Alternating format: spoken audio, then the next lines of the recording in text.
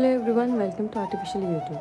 স্বর্ণ মন্দিরের সকালবেলায় বৃষ্টি ভেজা সকালে দর্শন করে আমরা চলে গেলাম রাং পাঞ্জাবের দিকে। রাং পাঞ্জাব থেকে একটা ছোট টোটো নিয়ে আমরা চললাম আমাদের নেক্সট ডেস্টিনেশনের দিকে। নেক্সট ডেস্টিনেশনটা কোথায় সেটা জানানোর আগে দেখাই যে আমরা যেভাবে যাচ্ছি সেটা কিন্তু মিনি পাঞ্জাবের ট্যুর। এত কিছু দেখে কিন্তু লোভ সামলাতে পারছি না। এত কিছু দেখে মনে হচ্ছে এখানে দাঁড়িয়ে একটু শপিং করে নিলে কেমন হয়, কিন্তু কিছু করার নেই। লোকটা সম্বরণ করে আমরা চললাম গুটি পায়ে আমাদের নেক্সট ডেস্টিনেশন দিকে। নেক্সট ডেস্টিনেশনটা তোমরা থাম্বনেলে জেনে গেছো, সেটা হচ্ছে দুর্গানা টেম্পল। আমরা যতক্ষণে মন্দিরের কাছে পৌঁছালাম ততক্ষণে বৃষ্টি প্রায় থেমে গেছে, কিন্তু ততক্ষণে মন্দিরের সব জায়গাটা যেন পুষ্প বৃষ্টি হয়ে ভিজিয়ে দিয়েছে। দুর্গানা টেম্পলটি শুরু হয়েছিল 1921। এটি নির্মাণ করেছিলেন গুরু হরসাই মাল, যেটা কিনে দেখতে একদম গোল্ডেন টেম্পলের আদলে, এবং চারিদিকটা কিন্তু সরোবরে ঘেরা। দেখলে মনে হবে আমরা একটা ছোট গোল্ডেন টেম্পলেই চলে এসেছি। তো এই জায়গাটা কিন্তু আরও মনোরম। মন্দিরের আর্কিটেকচারে কিন্তু শিখ ছোঁয়া আছে, সাথে আছে হিন্দু দেবদেবীর অনেক গল্প।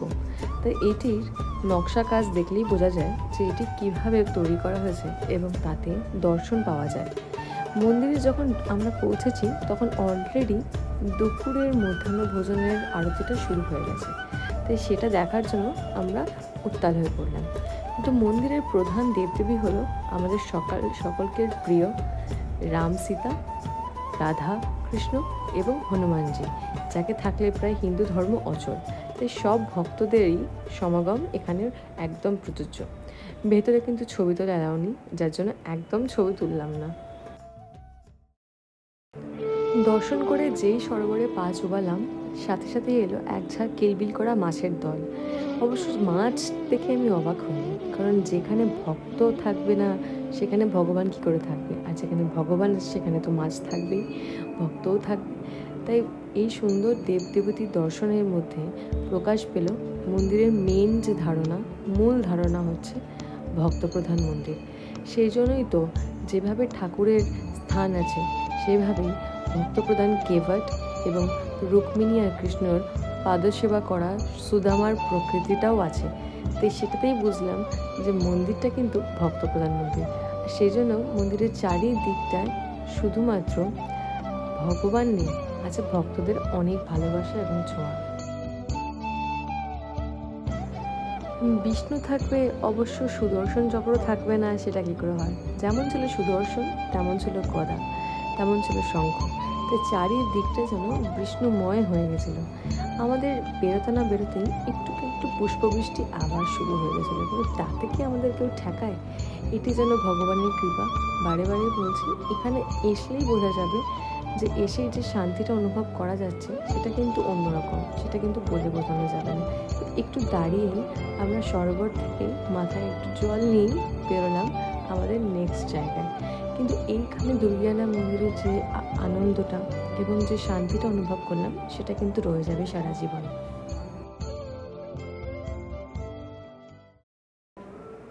ফিরতে কিন্তু দুপুর হয়ে গেছে, তাই মধ্যাহ্ন ভোজনের সময় চলে এসছে এবং পেটে যেন ইঁদুরে ছুঁচো মারছে, দৌড় মারছে। তাই আমরা ঢুকে পড়লাম রাং পাঞ্জাবের উল্টো দিকে বলবন্ত সিং ধাবায়। সেটিও কিন্তু একটা বহু প্রসিদ্ধ, অনেক দিনের পুরনো একটা ধাবা। সেখানে যেমন আমরা আছি, সেখানে আছে লোকালাইটস, এবং তারা কিন্তু একদম পাঞ্জাবি থালি খাওয়ার জন্য ব্যস্ত। তাই আমাদেরকে কি আটকায়?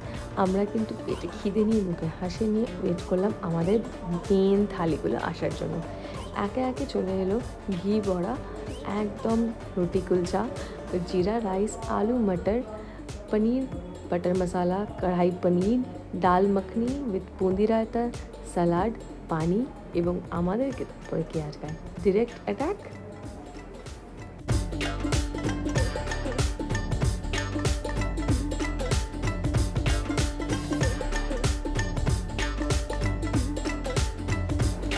এই খাবার যে ডিরেক্ট পেট থেকে মনে চলে গেছে সেটা কিন্তু আর বলাই বাহুল্য। তো এরপরে একটা ছোটো করে ভাত ঘুম না দিলে কী করে হয়? তাই চলে গেলাম হোটেলে। সন্ধ্যের কোলাহলে আমাদের ঘুম ভেঙে গেল, কারণ আমরা একদম ছিলাম সিটির সেন্টারে। সেই জন্য চটপট রেডি হয়ে গিয়ে চলে গেলাম আমাদের নেক্সট ডেস্টিনেশন বলবো না, বলো নেক্সট ওয়াক।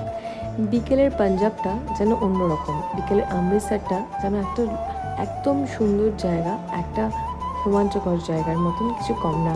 এবং পাঞ্জাব মানেই তো হচ্ছে মন খোলা আনন্দের লোকজন, তাই সেখানে কি কেউ আর ঘরে বসে থাকতে পারে? তাই এসে গেল ঝা ঝকঝকে একটা পাঞ্জাবের অনুষ্ঠান।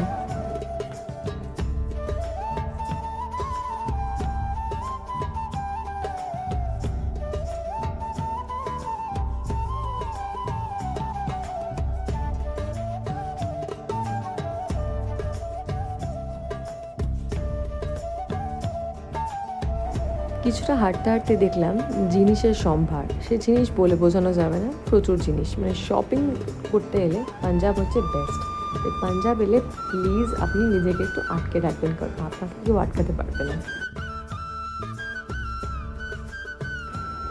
ঠিক যেমন বিকেলের আরদাসটা না দেখলে যেন মন ভরছিল না, যেন মনে হচ্ছিল বাবা সাহেব আবার আমাদেরকে ডাকছে।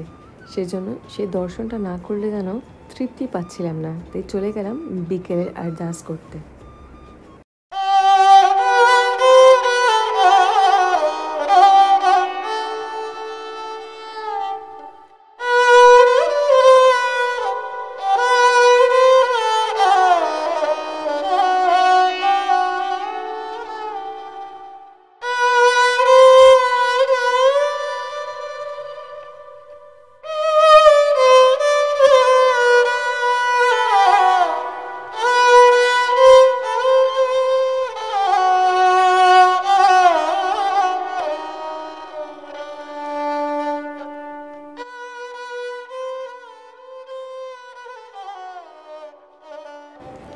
রাতের আনন্দটা বুকে নিয়ে আমরা কাটালাম সারা রাতটা হোটেলে। এরপরে কোথায় গেলাম জানতে চোখ রাখতে হবে আমাদের নেক্সট ব্লগে। ভালো লাগলে তো লাইক, লাভ, সাবস্ক্রাইব সব কিছুই হয়ে যাবে। তো please be with us. Thank you for watching.